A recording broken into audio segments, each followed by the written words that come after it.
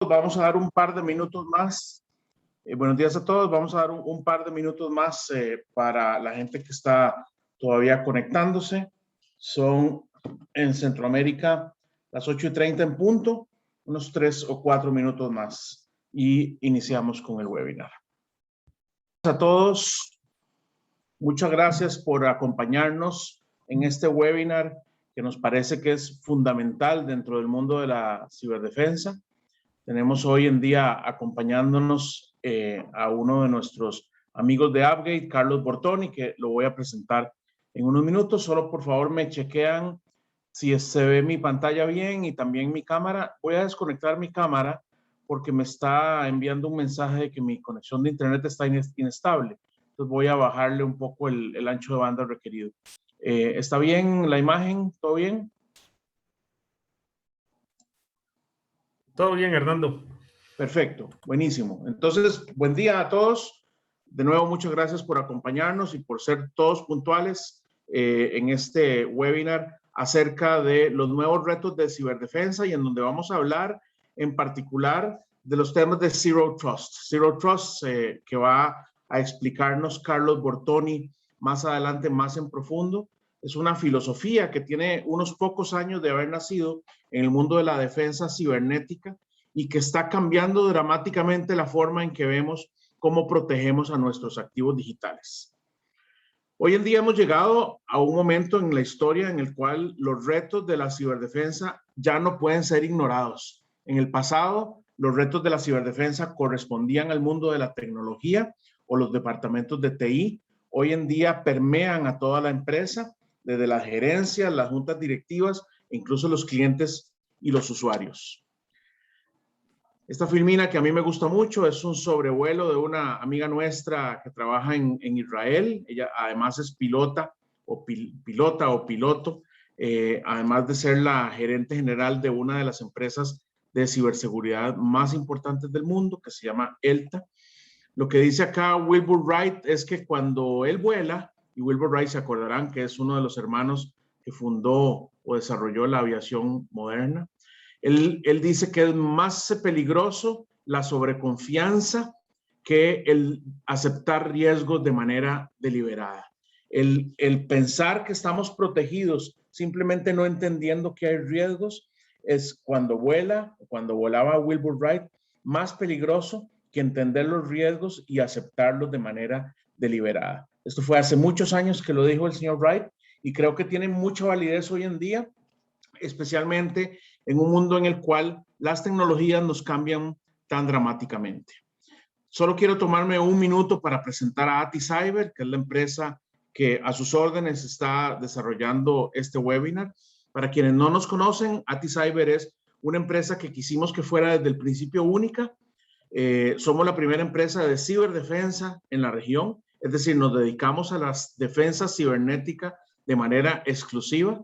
Somos agnósticos de marcas, nuestros aliados nos colaboran en procesos de incorporar dentro del acervo de conocimiento de nuestros clientes, pero nosotros no estamos ligados exclusivamente a ninguna marca o a ningún producto. Y eso nos da una enorme libertad de poder traerles propuestas de marcas y de productos que consideramos que son los líderes a nivel mundial, como en el caso de Appgate, que vamos a entender hoy la filosofía de Zero Trust. Somos, por lo tanto,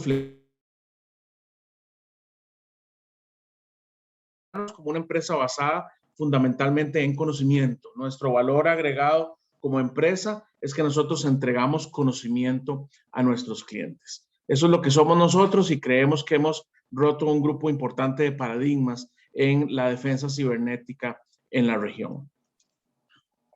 Hoy tenemos entre nosotros ya automóviles autónomos. Estos automóviles autónomos toman decisiones vitales segundo a segundo. Estamos entrando en un mundo en el cual las máquinas están ya entrando en el área de la toma de decisiones que pertenecía hace muy poco tiempo solamente a los seres humanos. En este mundo también hay robots que cocinan o preparan comidas mejor que casi los mejores chefs del mundo, o preparan bebidas y cócteles con una rapidez y una exactitud pasmosa. Ese también es un mundo nuevo en el cual las máquinas y los robots están comenzando a irrumpir. También en este mundo tenemos soluciones tecnológicas que ya pueden diagnosticar enfermedades, que en algunos casos incluso este diagnóstico es superior al diagnóstico de los médicos. Ya hay iniciativas de parte de IBM y de muchas otras industrias o empresas en el mundo en desarrollar capacidades robóticas y de entendimiento del ambiente del enfermo o del paciente, que en el pasado apoyaban al médico y en el futuro sin duda tomarán el lugar de algunos de los médicos en esta disciplina tan fantástica. También hay máquinas que juegan ajedrez y que desde hace algunos años ya son completamente invencibles, incluso para los grandes maestros. Comenzó hace algunos años con iniciativas de IBM y su famoso Big Blue, que derrotó a Garry Kasparov, y hoy en día muchas de estas soluciones o software o algoritmos ya son completamente invencibles. Estamos, y creo que todos lo hemos reconocido ya hace muchos años, en la era de las máquinas. Inició con la primera revolución industrial, cuando los telares, como en el caso de esta fotografía, multiplicaron el poder de las empresas productivas. Antes del telar, las empresas productivas eran manuales y a músculo humano. Después de la aparición del telar y las máquinas que vinieron en consecuencia, el modelo productivo cambió dramáticamente. Esa fue la primera etapa de la era de las máquinas. Hoy en día ya reconocemos, y este libro se lo recomiendo para los que quieran profundizar en este tema tan interesante, que se llama La Segunda Era de las Máquinas. Habla de que estamos hoy en día en esa segunda era de las máquinas. La primera fue la era de los telares, inició tal vez en la era de la imprenta automatizada. Bueno, esta segunda era de las máquinas ha tenido dos fases. La primera, en los 90s, en el siglo pasado, las máquinas comenzaron a tomar labores rutinarias y también las máquinas comenzaron a cambiar el modo en que las empresas operaban. Esta segunda fase en la que estamos viviendo, que comenzó a inicios de este siglo, presenta un nuevo paradigma. Las tecnologías, las máquinas, los robots comienzan a tomar labores no rutinarias y comienzan a resolver problemas por sí mismos. Es un cambio de paradigma formidable, porque lo que habíamos aprendido, que era el apoyo que podían darnos las soluciones tecnológicas, que era básicamente en labores repetitivas, esto muy rápidamente comienza ya a dejar de ser cierto para la introducción de capacidades en áreas en las cuales solamente el ser humano estaba preparado a trabajar. Comencemos entendiendo también qué significa esto en el mercado laboral. Una de las características clave de este nuevo paradigma es que se espera que las máquinas, principalmente robots, nuevos sistemas operativos y algoritmos probablemente, se involucren más en el proceso de producción. Esto tendrá varias consecuencias posiblemente que ocurrirán. En primer lugar, se espera que los puestos de trabajo evolucionen considerablemente en los próximos años. A medida que las tecnologías se vayan integrando a este proceso productivo, es probable que determinadas tareas las realicen menos trabajadores, lo cual creo que ya lo estamos viendo en muchos casos, y que algunos puestos de trabajo comiencen a desaparecer. Esto es lo que mucha gente conoce como el efecto sustitución. Las ocupaciones que requieren habilidades sociales pueden volverse más importantes. Las máquinas todavía no están preparadas ni vislumbramos que vayan a tomar el espacio de las habilidades sociales. Estas son, por ejemplo, saber comunicarse, sentir empatía, las capacidades de liderazgo, así como habilidades para el trabajo en equipo. Todavía las máquinas no están en ese punto.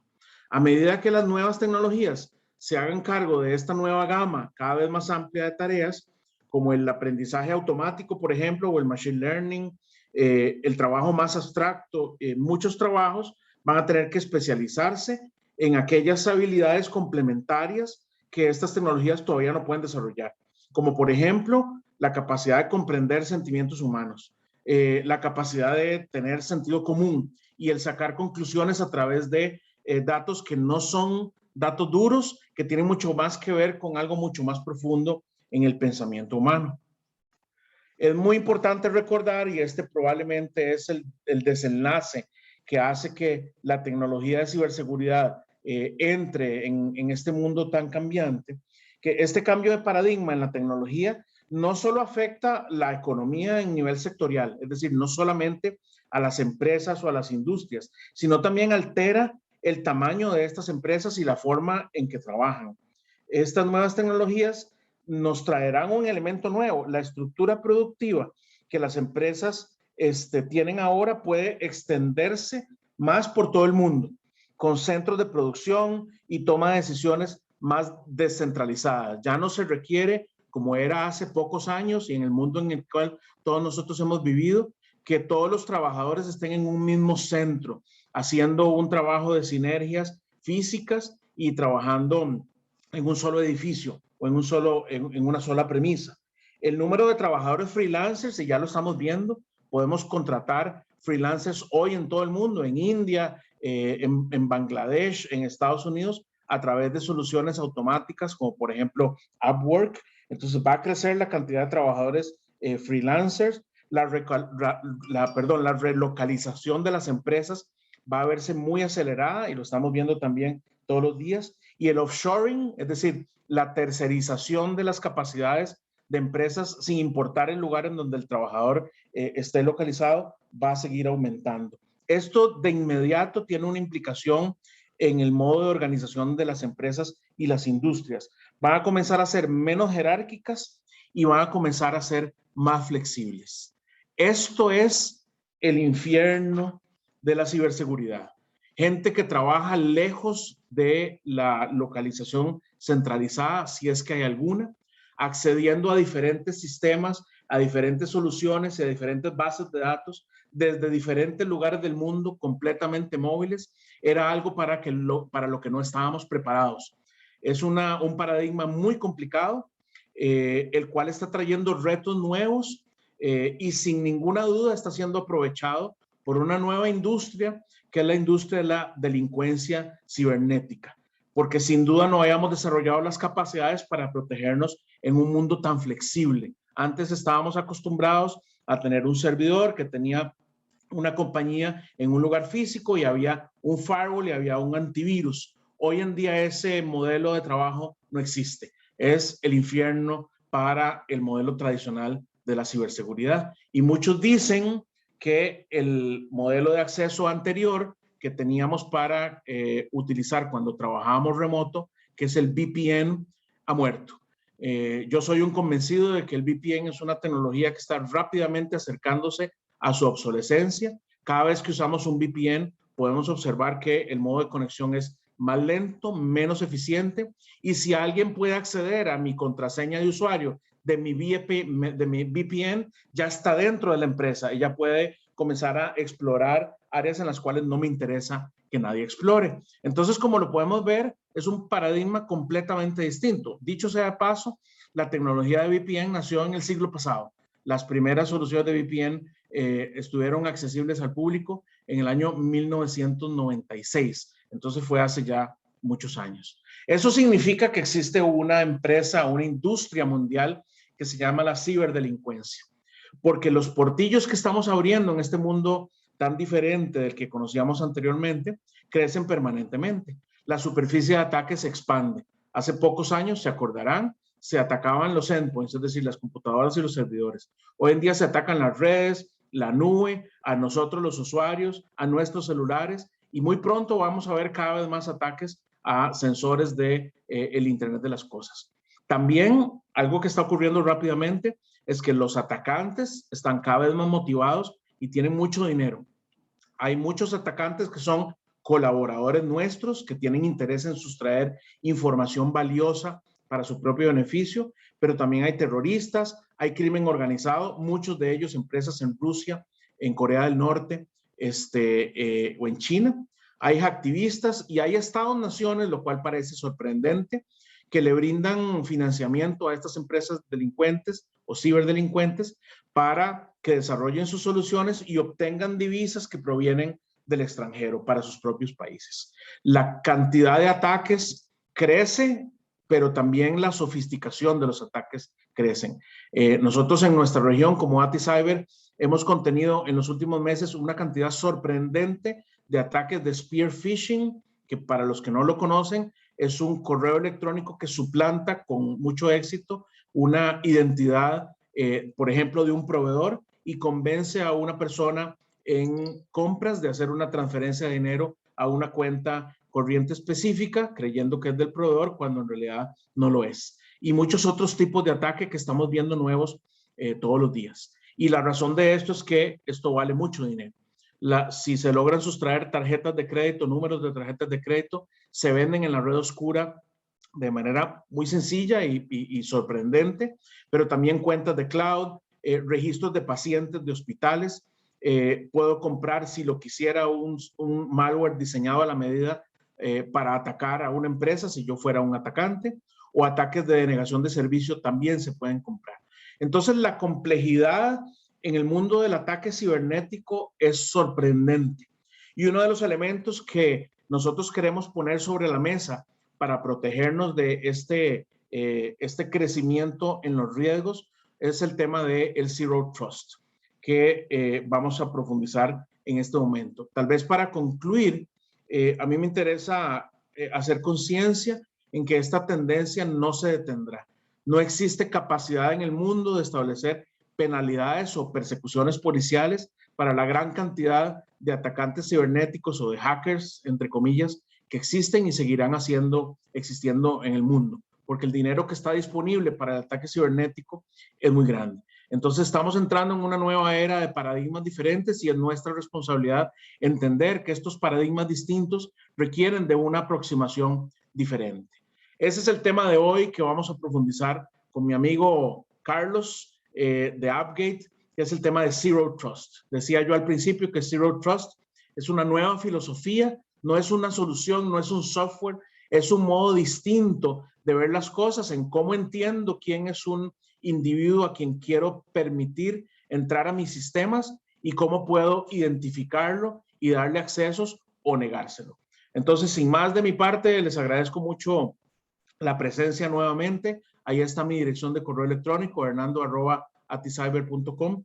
Los dejo en la presencia de Carlos Bortoni de Appgate para que podamos profundizar en los temas de Zero Trust. Muchísimas gracias, Hernando. Excelente introducción. Me encantó y me gustaría retomar un par de puntos que mencionaste para plantearlos como este eje común que tenemos en la conversación del día de hoy. En primer lugar, esta idea de Wright, de asumir el riesgo, es fundamental y es parte de este paradigma de Zero Trust del cual les vamos a estar hablando el día de hoy. Es decir, asumir que somos vulnerables, asumir que los atacantes están ahí. Y el segundo elemento fue este infierno que planteaste para la ciberseguridad. Coincido completamente contigo, Hernando, porque no solo es que los usuarios estén conectándose desde cualquier lugar del mundo, es que muchas veces la gente que se dedica a las cuestiones de seguridad o a las cuestiones de TI al interior de las organizaciones no tienen idea desde dónde se está conectando el usuario. Sobre todo ahora en este contexto híbrido que empiezan a hacer con esta nueva normalidad que algún día se convertirá en realidad cuando superemos la pandemia, donde el usuario puede estar en cualquier lugar, ¿no? Cuando no está en la oficina, puede estar en cualquier sitio del mundo, trabajando, conectándose, accediendo a los recursos. Y creo que esos dos planteamientos que hiciste, Hernando, son la base que debe estar detrás de esta pregunta. ¿Por qué abrazar el modelo Zero Trust? Y para comentarles, para empezar a platicar de esto, me gustaría recordar con ustedes que esta idea de Zero Trust encuentra su origen, o más bien se remonta al año de 2003. El año del 2003 se creó el Foro de Jericó, en la ciudad de Jericó, como su nombre lo indica, y lo que buscaba este Foro de Jericó era plantearse qué vamos a hacer ahora que el perímetro está desapareciendo. ¿Por qué es importante el perímetro? Porque el perímetro contiene. Creo que gran parte de la plática que nos dio Hernando hace unos instantes tiene que ver con este hecho. Desaparece el perímetro y entonces tenemos múltiples conexiones, tenemos usuarios por todo el mundo, tenemos múltiples recursos. Hernando nos mostró cocineros cibernéticos, doctores, jugadores de ajedrez, etcétera, etcétera. que se están conectando, con los que estamos intercambiando información, con los que estamos estableciendo vínculos de confianza y no sabemos si debemos confiar en ellos o no. Lo más interesante para mí del foro de Jericó es justo la elección donde hicieron el foro. Jericó fue una ciudad, una de las primeras ciudades de la humanidad, y la característica de estas primeras ciudades era que tenían un perímetro sumamente definido. ¿Por qué? Porque quería proteger a quienes estaban dentro de la ciudad de los bárbaros que se encontraban fuera de ella. Cuando estas murallas caen en una ciudad, la ciudad cae por completo. Cae víctima de asaltantes, de ladrones, de violencia, etcétera, etcétera. Este foro de Jericó, esta gran metáfora que implicó el foro en 2003, hablaba justamente de eso.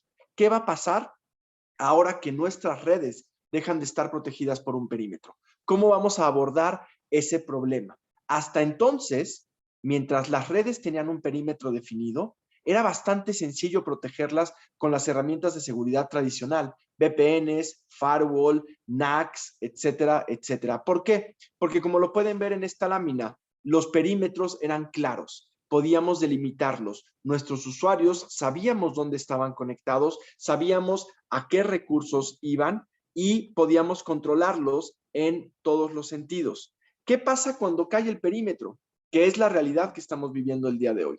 Desaparece el perímetro y las redes se convierten en sistemas distribuidos. Como bien comentó Hernando, tenemos cafeteras que se conectan a la red, microondas, impresoras, circuitos cerrados de TV, y todos ellos tienen visibilidad de todo lo que hay al interior de nuestra red. Todos ellos pueden intercambiar entre los unos con los otros y se vuelve una superficie extendida, como bien lo comentaste. Una superficie donde es muy sencillo encontrar puertas traseras. Piensen lo que sucedió hace unas semanas con este tema de Print Nightmare. Las impresoras, por no ser dispositivos seguros, porque no están diseñados para ser dispositivos seguros, se convirtieron en una puerta de acceso genial. Y aprovechando una vulnerabilidad de Microsoft, aquel atacante que entraba a través de una impresora era un atacante que entraba a la red con perfil de administrador, es decir, con los permisos para hacer lo que quisiera al interior de esa red. Entonces, sumemos dos elementos. Tenían acceso a todo al interior de la red, por un lado, y por el otro lado, podían hacer lo que quisieran con ese acceso. Tenían todas las credenciales para hacerse dueños de la red. La pesadilla, el infierno, como bien lo dijo Hernando, está planteado el escenario para que sea sumamente problemático. Ahora, como ya lo estuvimos platicando, las redes de nuestros clientes cambiaron. Claro que hay elementos al interior de los perímetros. Las organizaciones siguen teniendo sus data centers, siguen teniendo recursos internos que hay que proteger.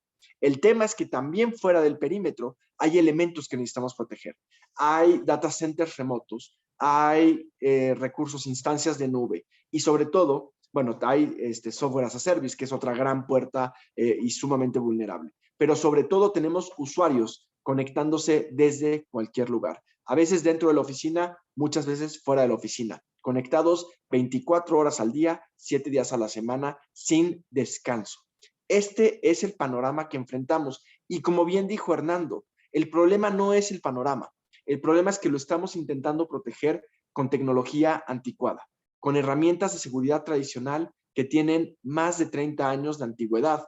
El firewall nació en el 89, las VPNs en el 96, el NAC, que es el elemento joven de este listado breve, nació en 2004. ¿Qué significa esto? Estamos lidiando con tecnología que fue creada para proteger otros dispositivos, otros tipos de red, otro tipo de usuario y otras lógicas de trabajo. Lógicas de trabajo de 9 a 6 dentro de la oficina, un poco bajo el concepto de Mad Men, es decir, que estábamos todos en la oficina, hacíamos la vida ahí y después nos íbamos a casa 100% desconectados. Hoy eso ya no sucede. Hoy, justamente como dice Forrester, y Forrester es quien acuña esta idea de Zero Trust en 2010 en respuesta al foro de Jericó, la seguridad tradicional dejó de ser efectiva contra los atacantes. Y dejó de ser efectiva porque necesitamos una seguridad que sea capaz de propagarse a través de todo el ecosistema. Una seguridad que no tenga límites, que sea ágil y que pueda construir este nuevo paradigma que, como bien comentó Hernando, nos permita reducir la superficie de ataque. Ahí es donde nace el modelo de Zero Trust. Un modelo que en efecto es una filosofía, es un marco de referencia, y este marco de referencia inicia asumiendo lo que decía Wilbur Wright, el riesgo.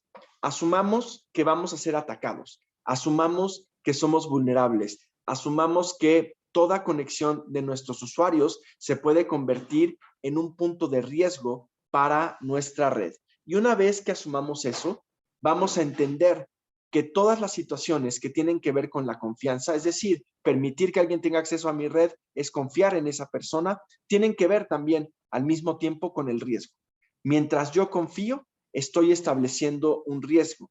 Y como decía Carlos Pereda, este filósofo español contemporáneo, sin confianza no hay traición. Si no estableciéramos esta confianza entre nuestros usuarios, no habría forma de ser vulnerados. Es decir, si nos desconectamos de la red, si regresamos a las señales de humo, a las palomas mensajeras, tiempos previos a la hiladora Jenny que nos enseñó Hernando hace ratito, entenderíamos entonces que no hay mucho de qué preocuparnos. El tema es que la agilidad que nos permite tener redes interconectadas e hiperconectadas nos vuelve también sumamente vulnerables a que un ataque paralice toda nuestra operación. Y como no podemos eliminar esa confianza necesaria para que nuestros usuarios realicen su trabajo a través de la red, es urgente que pasemos de una confianza implícita, es decir, una confianza a ciegas, a una confianza templada. Una confianza donde revisamos la postura de nuestros usuarios, donde somos capaces de entender cómo se están comportando, qué es lo que necesitan consultar al interior de la red para reducir esta superficie de ataque y para tener un mayor control de lo que está sucediendo al interior de nuestras redes. Y es por ello que en Appgate nos dimos a la tarea no solo de abordar este concepto de Zero Trust, sino de construir 10 mandamientos que nos permitan establecer un camino, un cómo llegar a este modelo de Zero Trust. El primer elemento de estos 10 mandamientos es: asume que serás vulnerado por sobre todas las cosas. La filosofía de Zero Trust, como se los decía hace ratito, es un paradigma que inicia con esta idea, entendiendo cuáles son los riesgos que existen en mi red. Hoy en día, el coronavirus transformó la forma en la que hacemos las cosas, aceleró muchos elementos, detuvo muchos otros, pero entre lo que aceleró tiene que ver con la transformación digital. Muchos países que eran renuentes a aceptar modelos de trabajo híbrido, de teletrabajo, trabajo a distancia, no tuvieron otra opción más que impulsarlo. Y al impulsar estos escenarios, también se abrieron a nuevas realidades. Se abrieron una realidad donde el ransomware, el malware, los atacantes encontraron terreno fértil. ¿Por qué? Porque, como nos mostraba una de sus últimas láminas, Hernando, es fácil comprar las credenciales de un usuario. Es fácil engañar a un usuario para que me entregue sus credenciales. Y si yo tengo las credenciales de algún usuario, como sucedió con el tema de Colonial Pipeline hace unos meses en Estados Unidos, tengo acceso a toda la red. Puedo brincar entre segmentos, puedo moverme lateral y verticalmente para llegar al dispositivo que yo quiera llegar, al servidor que yo quiera llegar, o para infectar toda la red. Esto se vuelve en un enorme problema. ¿Por qué? Justo por lo que decimos en nuestro segundo mandamiento. Nadie es confiable. Toda conexión, toda comunicación, todo acceso a una red es un punto vulnerable que demanda supervisión y control. Cualquier usuario conectándose desde donde se conecte, así sea el CEO de la empresa, es un riesgo. No porque el usuario sea deliberadamente malintencionado, sino porque el usuario puede cometer errores. Les pongo un ejemplo sumamente cotidiano sobre los riesgos que corremos a ciegas. Cruzar una calle en un semáforo cuando tenemos el SIGA como peatones es confianza a ciegas. No sabemos qué historia tiene la persona que está detrás del volante en el coche que está en la primera fila. Estamos pasando frente a él sin saber si se trata de un psicópata, si su hijo está enfermo en el asiento trasero y está desesperado, si tiene que ir a recoger a su esposa que se quedó sin gasolina y quiere llegar a prisa. No sabemos nada de eso. No sabemos si ese sujeto va a decidir arrancar o no arrancar respetando el semáforo. Y el espacio que tenemos para protegernos es mínimo. el tiempo de reacción que tenemos al cruzar la calle es mínimo y sin embargo cruzamos la calle a ciegas, cruzamos la calle viendo el teléfono, cruzamos la calle distraídos, casi seguros de que no nos va a pasar nada. Esta forma en la que cruzamos la calle es la misma manera en la que damos conectividad a nuestros usuarios. 88% de los problemas de ciberseguridad se deben a errores humanos. En pandemia, este número ha subido, de acuerdo a algunos analistas, hasta el 93%. Es decir, prácticamente todo lo que sale mal en cuanto a seguridad se refiere en la red de las organizaciones tiene origen en los usuarios. ¿Por qué? Porque, y me encantó lo que dijo Hernando también, perdón que lo cite tanto, pero me pareció estupendo, los hackers, si podemos llamarlos hackers, dijo él, los hackers dejaron de hackear. Los hackers no están buscando a través de código o a través de inteligencia artificial vulnerar las redes. Lo que hacen la gran mayoría de los atacantes es robar credenciales a través de ingeniería social. Y robar credenciales a través de ingeniería social es relativamente sencillo.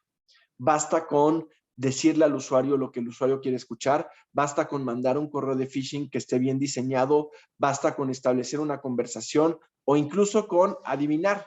La contraseña más popular en el mundo sigue siendo 1, 2, 3, 4, 5, 6. Es decir, los usuarios no tienen los mejores hábitos de seguridad al momento de protegerse y a pesar de que no los tienen, les damos acceso con carta blanca a nuestra red para que hagan en ella lo que se les antoje, lo que se les ocurra. Tercer mandamiento, no brindarás acceso sin antes verificar. No es suficiente validar credenciales, es necesario validar que el usuario sea, en primer lugar, quien dice ser. En segundo lugar, que su contexto de conexión implique el menor riesgo posible. No es lo mismo tener un usuario conectado en la oficina que tenerlo conectado en el aeropuerto o en un Starbucks. Son riesgos de conexión distintos, son niveles de vulnerabilidad muy diferentes y tenemos que ser capaces de entenderlos para entender a qué debemos darles acceso. Y por último, necesitamos también ser capaces de establecer una postura de seguridad para brindarle acceso a la red. ¿Por qué dejamos que un usuario que desinstaló el anti-ransomware, que no tiene los parches del sistema operativo, los parches de seguridad actualizados, que decidió desactivar el anti-malware, ¿por qué dejamos que esos usuarios se conecten a la red? Son herramientas que hemos determinado que son importantes para la seguridad de la organización. Sin embargo, si un usuario curioso, si un usuario rebelde decide desinstalarlas, nosotros le seguimos dando acceso a la red y a los recursos. Verificar postura implica verificar esto. Si el usuario no está cumpliendo con los elementos que hemos considerado como mandatorios al momento de conectarse a la red, el usuario no debe conectarse a la red. Y debemos monitorear que la conducta del usuario sea constante a lo largo de toda su sesión. Si el usuario ya conectado rompe con esta confianza que establecimos, debemos romper también esa conexión para que el usuario no se convierta en un riesgo. ¿Qué pasa cuando alguien llega desde la calle y toca la puerta de sus casas? Ustedes preguntan quién es. Ustedes validan que la voz suene a la información que nos está dando. Que si nos dice, soy Hernando Segura, claro, yo sé que Hernando Segura suena así. Hernando Segura no tiene voz de mujer. Hernando Segura no viene a visitarme normalmente a las 3 de la mañana. Hernando Segura no titubea cuando dice su nombre. Entonces valido esos elementos y le abro la puerta. En ninguna ocasión, estoy seguro de lo que les digo, ustedes han abierto la puerta sin validar que alguien sea quien dice ser. Ustedes jamás dejan entrar a un desconocido a su casa, ustedes jamás lo invitan a sentarse en su sala, le ofrecen un café y ya que le sirven el café le preguntan, perdón, ¿quién eres? Sería sumamente absurdo que lo hiciéramos. Sin embargo, a nuestros usuarios en nuestras redes los tratamos de esa manera.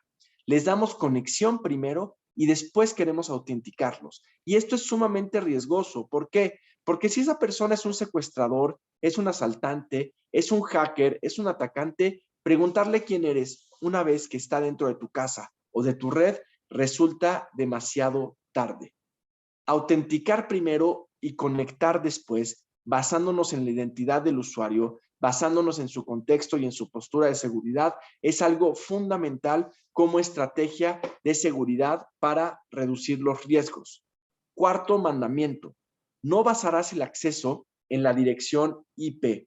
Es decir, si basamos el acceso en las IPs, estamos creando un control de acceso estático, que es incapaz de entender el contexto de los usuarios, que por supuesto es incapaz de entender el riesgo de ese contexto. Es necesario que los accesos, como lo veníamos diciendo desde el mandamiento 3, estén basados en una lógica dinámica. Tú, Carlos Bortoni, tienes acceso a estos recursos cuando cumples con un contexto sumamente seguro. Puedes ver bases de datos de clientes, puedes ver listas de precios, cotizaciones, información de la competencia, información de desarrollo de producto, etc. Sin embargo, Carlos Bortoni, cuando te vas a tomar un café, cuando estás en una cantina con tus amigos a las 2 de la mañana, en un contexto de fiesta, no te vamos a dar acceso. Si tú decides conectarte a esa hora, no vas a tener nada de visibilidad o quizá, como me sucede a mí en mi dispositivo inteligente, lo único que te voy a dejar ver es el servidor de correo electrónico. ¿Por qué? Porque todo lo demás es sumamente delicado como para que yo te dé acceso en un contexto sensible. Si yo baso mi acceso solamente en la IP, es como si estuviera detenido frente a este semáforo. Es sumamente complejo administrar a qué pueden acceder los usuarios y a qué no pueden acceder. Claro que lo puedo hacer. Puedo tener una red de reglas en mi firewall y en mis VLANs sumamente compleja. Sin embargo, insisto, es tan complejo como estar detenido aquí. ¿Cuándo puedo pasar? ¿Cuándo no puedo pasar? ¿Cuándo estoy en SIGA? ¿Cuándo estoy en preventivo? No tengo idea. Y lo peor, si yo cambio alguna de estas reglas, modifico todo el entorno de seguridad. ¿Por qué? Porque las reglas están tan enmarañadas como una bola de estambre que intentar desenredarlas se vuelve sumamente complejo y esto le carga mucho más horas de trabajo a mis equipos, los desgasta y vuelve insegura la gestión. Es importante, como establecemos en el 5º mandamiento, establecer el acceso según el contexto. El acceso de todo usuario debe estar basado en su contexto porque ello nos permite entender la integridad de su conexión, garantizar un control granular de los recursos que puede alcanzar y tener mucho más control. Ya lo dijimos hace ratito, no es lo mismo, no es la misma persona Hernando Segura en Starbucks que Hernando Segura en su oficina. Hay, incluso psicológicamente hablando, las conductas de los usuarios son distintas. Si algo se ha visto a lo largo de esta pandemia es que los usuarios han relajado sus prácticas de seguridad. Usuarios que cuando estaban en la oficina no descargaban películas desde sitios de piratería, usuarios que no entraban a sitios con contenido sospechoso, al estar en casa empezaron a hacerlo. ¿Por qué? Porque mi lógica en casa, mi conducta en casa es muy diferente a mi conducta en oficina. Están mis hijos, está mi mujer, estoy mucho más relajado, me puedo preparar un lunch en cualquier momento y entonces la dinámica de trabajo cambia de forma importante. Ese entender que un usuario se comporta de distintas maneras en distintos contextos es el principal elemento para entender que un usuario tiene distintos riesgos en distintos contextos. A ello, sumémosle cuestiones tecnológicas y nos vamos a dar cuenta que, como bien decía Hernando, estamos hablando de un infierno para la ciberseguridad tradicional. 6º mandamiento de Zero Trust. Cuidarás tus recursos, así locales como remotos. En un mundo con redes híbridas, en un mundo en el que necesitamos proteger los recursos, esta protección no puede depender de la ubicación del recurso.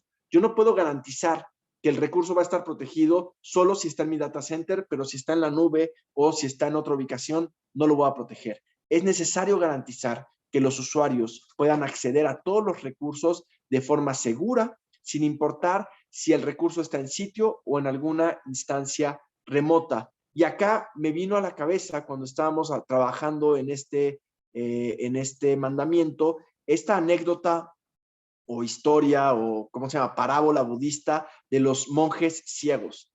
Los monjes ciegos, que en algunas historias dicen que eran 5 y en otras dicen que eran 6, se paran frente a un elefante y alguien les pide que describan lo que están viendo. Y entonces los monjes empiezan a describir lo que, bueno, no pueden ver porque son ciegos, perdónenme, pero lo que están tocando. Y un monje que estaba parado frente a la pierna dice, bueno, esto es una columna, evidentemente.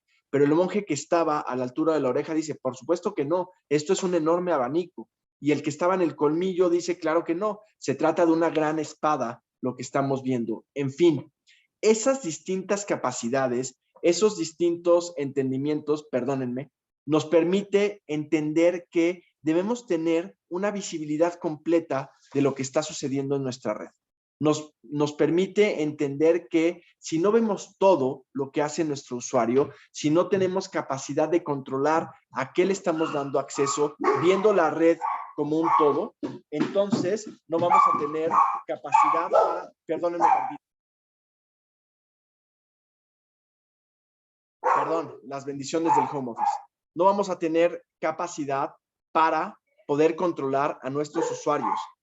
Pasamos de una lógica de usted está aquí, donde sabíamos que nuestros usuarios siempre estaban en la oficina, a una lógica donde, ¿dónde está usted?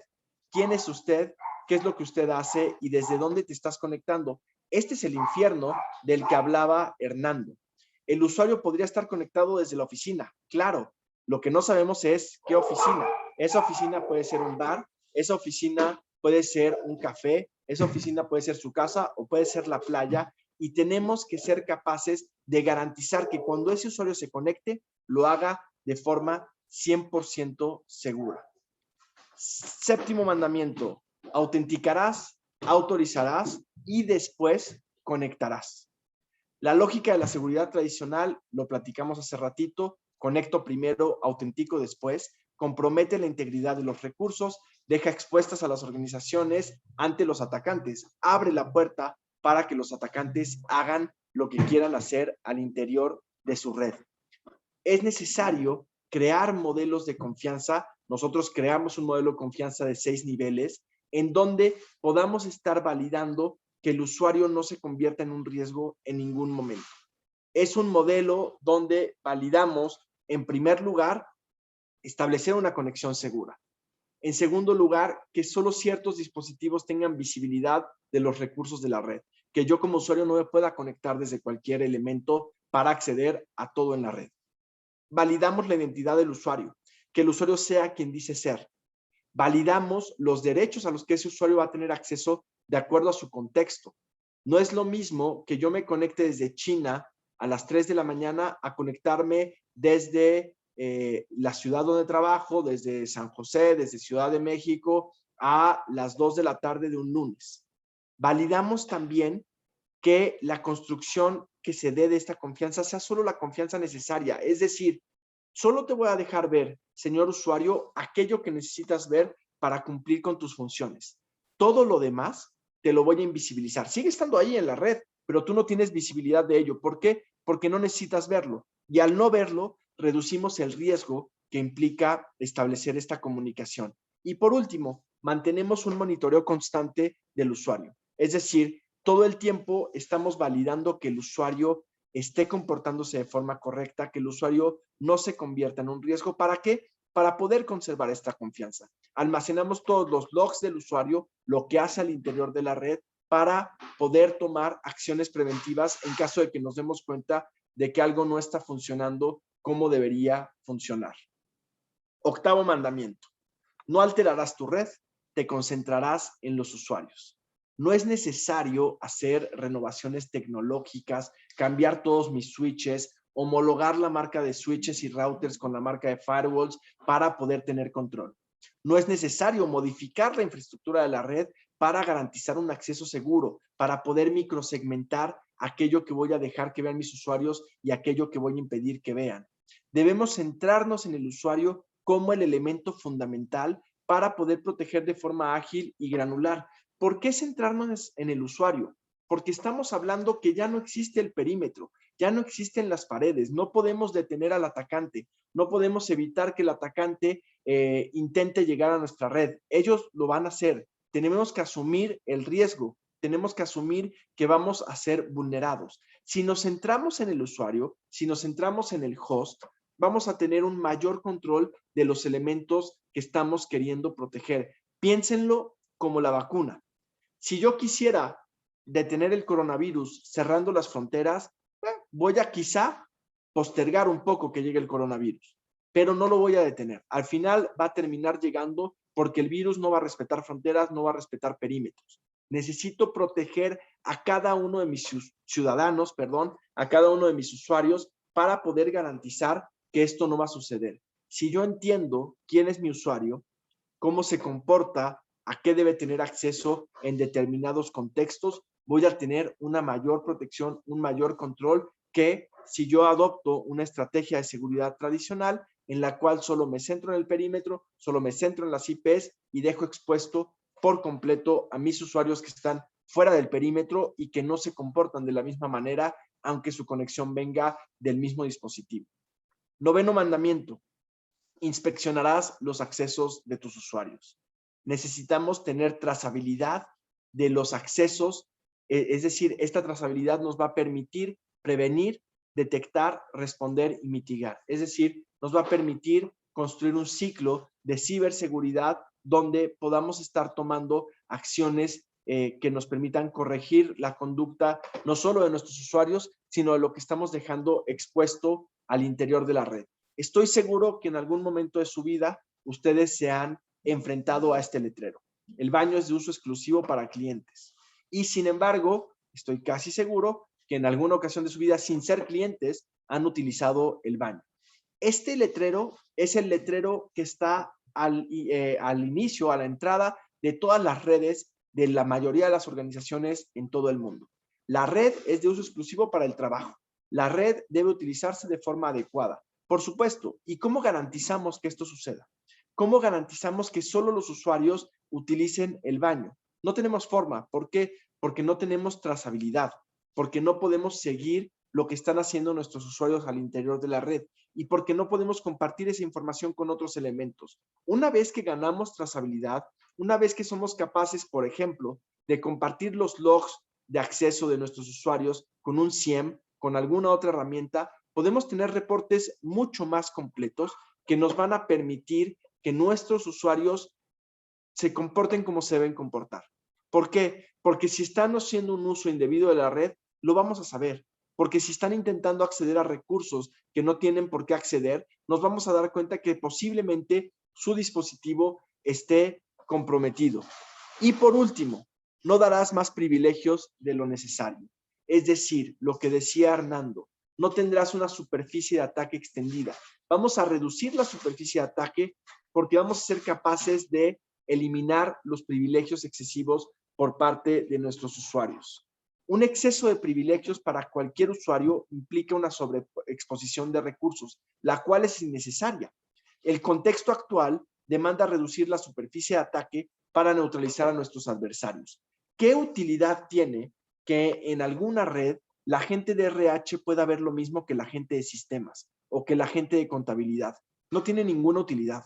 La gente de RH utiliza ciertas herramientas y accede a ciertos recursos para poder hacer su trabajo. Lo mismo la gente de sistemas, lo mismo la gente de ventas, lo mismo la gente de almacén. Todo el mundo utiliza herramientas específicas. ¿Para qué le damos acceso a todos los recursos? Lo único que estamos haciendo es exponer todos los recursos de forma completamente innecesaria. Imagínense otra vez que tienen una fuga ustedes en el baño principal de sus casas. Le hablan al plomero, le piden al plomero que venga a revisar la fuga. Si sus casas se comportaran como se comportan las redes, el plomero llegaría a su casa y a pesar de que sabe que tiene que ir al baño principal, y ustedes saben dónde está ese baño, el plomero primero entraría a la cocina y revisaría su refrigerador. Lo abriría, vería qué tienen ahí, si se le antoja un yogurt, tomaría un yogur. Después de eso, el plomero subiría y entraría a la recámara de alguno de sus hijos, abriría el closet, revisaría la ropa de sus hijos y ya quizá después de haber hecho eso y de haberse distraído un rato, el plomero pasaría al baño. Eso no sucede en sus casas. Ustedes tienen una fuga en la recámara principal, en el baño, ustedes llevan a través de un túnel, de un camino directo, al plomero de la puerta de entrada hasta el baño principal para que haga su trabajo. No le dan visibilidad de ningún otro elemento en sus casas. No lo dejan abrir el refrigerador, no le permiten entrar al closet de su familia, de sus hijos, de su mujer, de su esposo. Lo llevan a donde tiene que ir. En una red debería suceder exactamente lo mismo. Si yo tengo que ir al repositorio de finanzas para hacer mi trabajo, voy directo al repositorio de finanzas. No necesito ver otro elemento al interior de la red. Ver otro elemento se vuelve un riesgo, ver otro elemento se vuelve una cuestión preocupante que puede convertirse en una enorme vulnerabilidad. Lo que yo necesito es justamente esto, evitar el movimiento lateral para que incluso si un usuario comprometió sus credenciales, si un usuario instaló de forma accidental un malware, un ransomware, que ese impacto sea mínimo, que seamos capaces de mitigar el impacto al usuario descuidado y que no secuestre toda nuestra infraestructura. Lo que le pasó a Colonial Pipeline, y se los platicaba hace rato, es sumamente burdo. Y no sé si lo han leído ya por ahí, pero el usuario que dio acceso al ataque de ransomware fue un usuario que recibió un correo de phishing. El correo tenía la foto de una mujer en bikini, un bikini de los Kansas City Chiefs, y una leyenda debajo de la foto que decía: para ver más imágenes, haz clic aquí.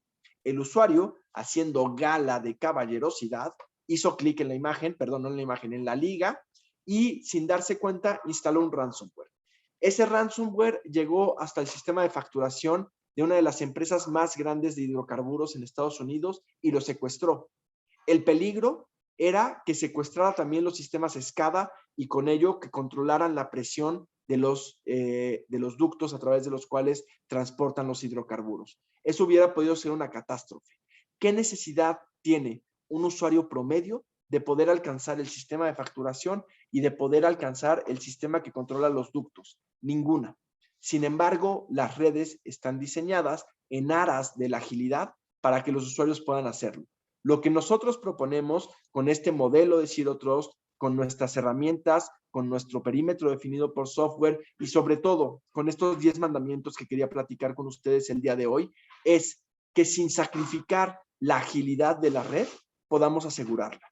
Podamos asegurarla de forma sencilla, de forma no intrusiva y con un despliegue sumamente ágil y rápido. Que no nos tome meses desplegar una solución de seguridad, porque lamentablemente no podemos poner en la puerta de nuestras organizaciones un letrero que diga: señor atacante, estoy implementando un nuevo modelo de seguridad, por favor deme 12 meses o 2 años para terminar de implementarlo y no nos ataque en el Inter.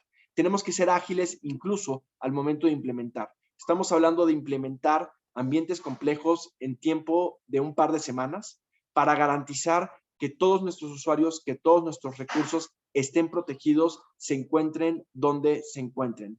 Hago un repaso rápido de nuestros 10 mandamientos para que no se les olviden.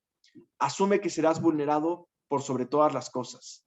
No brindes acceso sin antes verificar. Nadie es confiable. No basarás el acceso en la IP. Establecerás tus accesos según el contexto.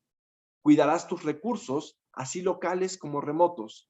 Autenticarás, autorizarás y después conectarás. No alterarás tu red, te concentrarás en el usuario. Inspeccionarás los accesos de tus usuarios y no darás más privilegios de los necesarios. Muchísimas gracias por su tiempo. Muchísimas gracias. Les dejo mis datos de contacto. Cualquier duda, cualquier interés que tengan, por favor, accedan a nosotros, busquen a Hernando, busquen al equipo de AtiCyber. Estaríamos encantados en platicar con ustedes, en hacerles una demo, en poder llevar una prueba de concepto con ustedes para que entiendan los beneficios que implementar este modelo puede llevar a su red. Wow, Carlos, qué buena presentación. Creo que nos tuviste en el borde de la silla a todos. Muchísimas gracias, de verdad fue fantástica. Gracias. Quiero tal vez abrir acá el espacio por si hay alguna duda o consulta, la pueden hacer a través del chat o pueden también solicitar acceso. Creo que también pudiéramos abrir el micrófono. Me parece que es una oportunidad fantástica. Si tienen alguna pregunta, yo voy a comenzar con una mía, Carlos, que creo que está en la mente de todo el mundo. ¿Para qué tamaño de empresas es una solución de Zero Trust? ¿Requerimos que sea un ente gubernamental de cientos o de miles de colaboradores? ¿O trabajamos en una ONG más chiquita, no sé, de 70 personas o menos? ¿Aplica? ¿Hay algún, digamos, sweet spot o algún tamaño correcto para poder implementar una solución de Zero Trust? Por supuesto, Hernando, muchísimas gracias por la pregunta, excelente. En efecto, la solución de Zero Trust no depende del tamaño de la organización. no depende de la vertical a la cual se dediquen. Es decir, no es más vulnerable una empresa de telecomunicaciones o una agencia del gobierno que una ONG pequeña, como decía Hernando. Cualquier organización es atractiva para los atacantes. ¿Por qué? Porque el esfuerzo que a ellos les demanda atacar es exactamente el mismo para todas las organizaciones y es igual de rentable. ¿Qué hacen? El ataque más popular, ¿en qué consiste? Yo robo las credenciales de Hernando para, a través del perfil de Hernando, meterme al sistema de facturación de AtiCyber, crear facturas apócrifas y hacer que AtiCyber me pague a mí como si yo fuera un proveedor legítimo. Normalmente, este ataque le toma a las organizaciones de 2 a 3 facturas darse cuenta que están pagando facturas a alguien que no tendrían que pagarle. Esto es sumamente rentable para un atacante. Toda organización lo necesita. No importa si hablamos de 20 usuarios o de 1000 usuarios. Hay que proteger nuestros accesos, hay que proteger nuestros recursos, porque estos recursos son la razón de ser de nuestras organizaciones y es lo que nos permite ejecutar nuestro trabajo. Así que, respuesta corta, Hernando, no hay un tamaño mínimo de una organización que no necesite Zero Trust. Excelente, buenísimo. Voy a dar un minuto para ver si hay alguna pregunta. Aquí está Javier. Javier nos pregunta, ¿la propuesta también incluye la protección de activos que salen de la organización, como planillas, cartas de crédito, etcétera?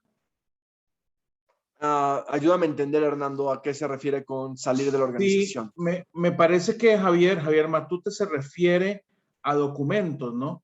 Tal vez, Javier, si nos puedes confirmar, me parece que Javier está consultando acerca de una solución de DLP, de Data Loss Prevention, en donde cuando hay un activo digital, por ejemplo, no sé, un documento de Excel que sale de la organización, que si yo le puedo dar seguimiento. Me parece que esa es la orientación de la pregunta, pero no sé si quieres referirte a esa interpretación mía.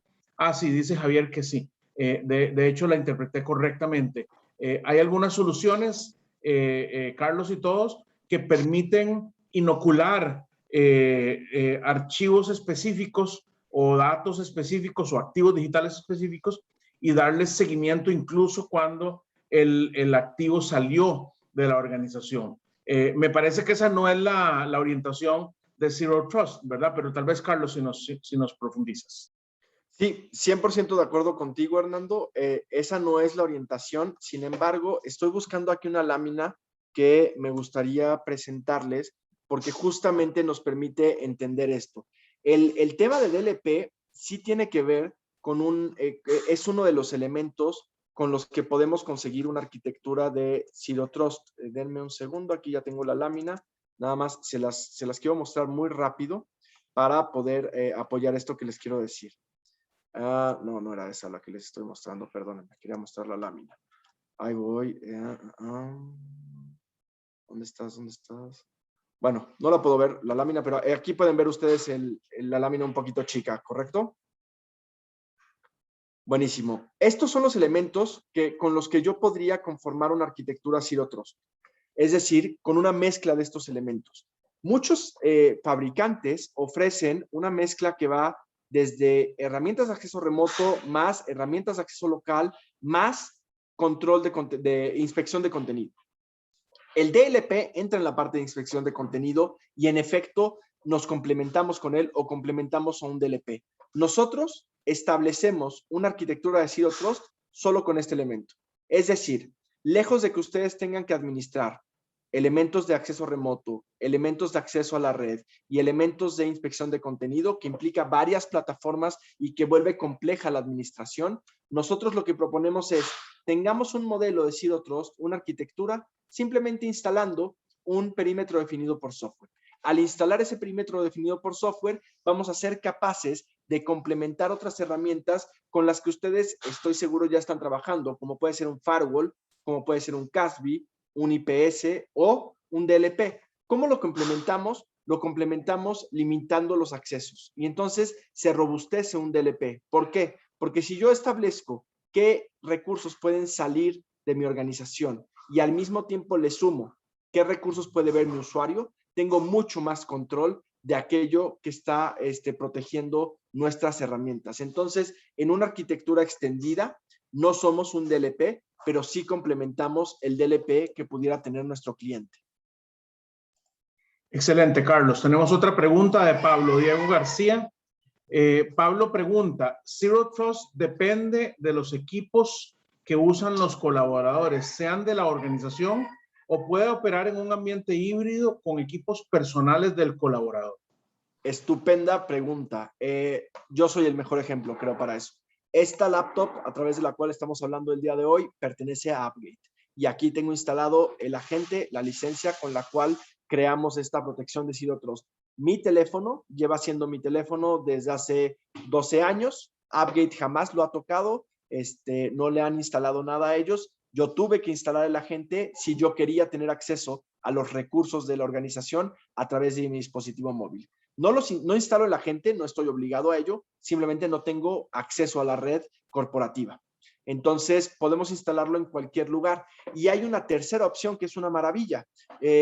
Pensemos en una universidad, donde difícilmente los universitarios, los alumnos, van a instalar el agente en sus teléfonos. Bueno, joven alumno, usted quiere tener acceso a los recursos de la universidad, tiene que acceder a través de un portal de AppGate que le va a permitir hacerlo de forma segura. Y entonces no instalas nada en tu dispositivo, podemos proteger los recursos HTTPS y garantizar el control de acceso de estos usuarios. Entonces, aplica para cualquier tipo de dispositivo, incluso protegemos servidores con este mismo agente. Lo instalamos en el servidor y determinamos dos cosas. Cuando yo instalo el agente en un recurso, voy a establecer dos lógicas. Uno, ¿qué puede ver ese recurso? Es decir, desde mi laptop, ¿a dónde puedo llegar? Y dos, ¿quién puede descubrir este recurso? ¿Quién puede verme a mí? Entonces, esa es la lógica completa de ida y vuelta que establecemos con la herramienta. Carlos, qué interesante, y se me ocurre antes de leer la siguiente pregunta, que como mencionas el caso de las universidades o también los country clubs, por ejemplo, que en nuestras regiones hay muchos, hay gente, claro, los socios llegan al country club, se conectan al ambiente, a la red que provee la institución, y pudiera ser que podamos protegerlos a través de que cada uno de ellos, cuando lo desee, instale un agente en su dispositivo. ¿Sería de esa forma la manera correcta? Ahí podrían instalar un agente en su dispositivo, Hernando, pero también podrían no instalar el agente si utilizamos nuestra versión clientless. Por ejemplo, y tú lo sabes bien, el principal dolor de cabeza para los portales bancarios en línea es que los usuarios jamás instalamos lo que nos pide el portal bancario para hacer una transacción segura. Si utilizamos nuestra versión clientless, no tienes que instalar nada. Simplemente vas a entrar a través del portal de AppGate para conectarte con tu banco. Y cuando pasas por el portal, en ese momento ya empiezas a ver solo lo que debes ver, porque estás completamente controlado, incluso sin haber instalado un agente en tu dispositivo. Excelente, muy bien. Pablo Rivas pregunta, ¿el equipo que administra esta solución, de cuántos ingenieros estamos hablando para una empresa de unos 500 usuarios? Estupenda pregunta. Estamos hablando de una persona.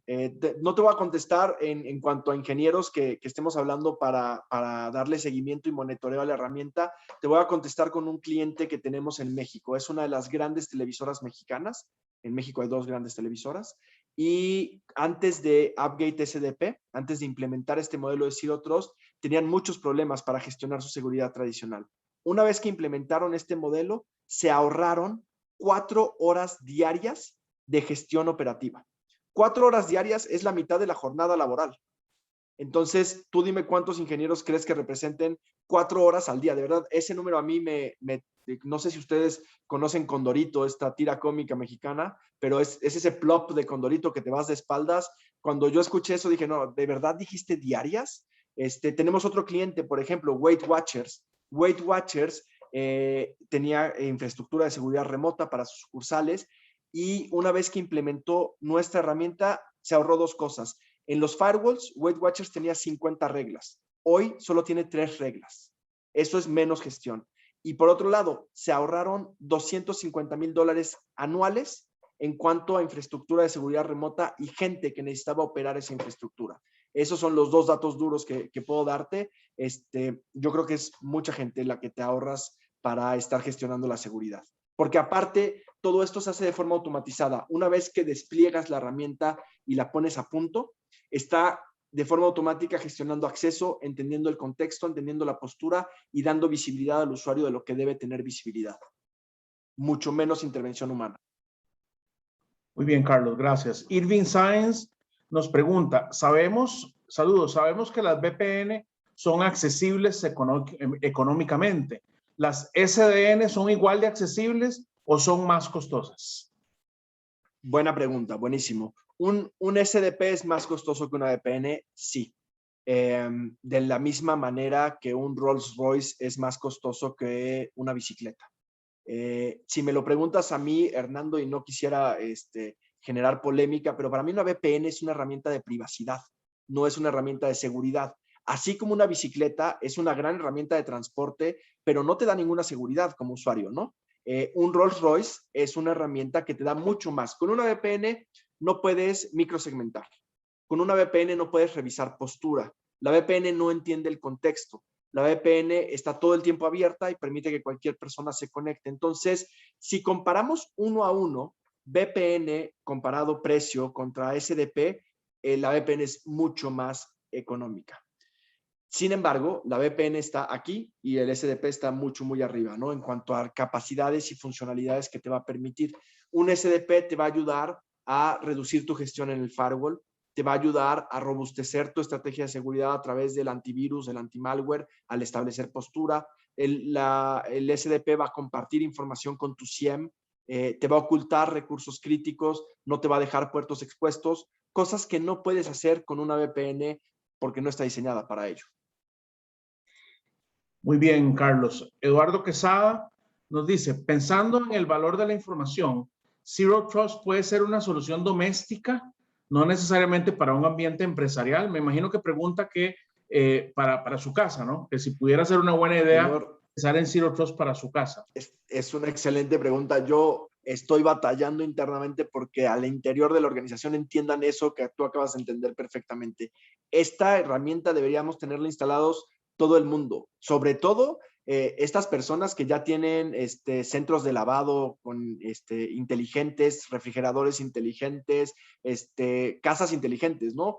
De verdad, es urgente que esta metodología de Zero Trust la implementemos todos. En la casa, mis hijos se burlan mucho de mí, pero yo todo el tiempo los estoy bombardeando con esto, ¿no? O sea, igual no instalamos un agente, pero asume que esa oferta, les voy a poner un ejemplo. Hace unos meses, uno de mis hijos me dijo, papá, si entramos a esta página, nos van a dar pavos en Fortnite. No sé si ustedes estén familiarizados con el mundo de Fortnite, pero los pavos son la moneda de Fortnite. Y entonces lo leímos y incluso yo lo revisé y decía, híjole, es que suena súper atractivo, de verdad. Solo hay que hacer un clic y te van a dar muchísimo dinero para que tú gastes en el videojuego. Suena bien. Lo que yo le decía a mi hijo es que suena tan bien que no puede ser verdad, ¿no? Es decir, por hacer clic no nos pueden dar dinero gratis. Entonces, esa lógica de que el atacante está afuera tratándonos de dar lo que queremos escuchar, la debemos implementar en todas partes. Appgate SDP, sin lugar a dudas, podría ser un servicio que se ofreciera para usuarios domésticos para proteger su red interna de la casa, para proteger los recursos que están conectados a la red y para tener una menor vulnerabilidad. Sí, yo creo que vamos hacia allá. Me gustaría. Fantástico. No tenemos más preguntas. Vamos a ver. Última oportunidad para que preguntemos. Creo que no. Carlos, quiero agradecerte personalmente tu tiempo. Quiero agradecerle también a todos los asistentes que se mantuvieron conectados todo este tiempo. El tema de Zero Trust es una discusión sin duda que hay que tenerla lo antes posible, especialmente cuando las organizaciones en las cuales nosotros trabajamos tienen información sensitiva o cuando tenemos sistemas que pudieran ser atacados y que nos pueden causar daño, lo cual son todas las organizaciones del mundo, ¿no? Entonces quiero ponernos a nuestro personal de ATI Cyber, apoyados con el equipo de Carlos, a la disposición de todos ustedes. Vamos a hacer varias cosas. Vamos a mandarles esta grabación de la presentación a todos para que la compartan internamente en sus empresas y sus conocidos. De verdad, yo he visto muchas presentaciones en mi vida laboral y esta que Carlos hizo fue de lujo, buenísima, y te lo quiero agradecer nuevamente. Entonces creo que vale la pena que ustedes la compartan cuando reciban el link.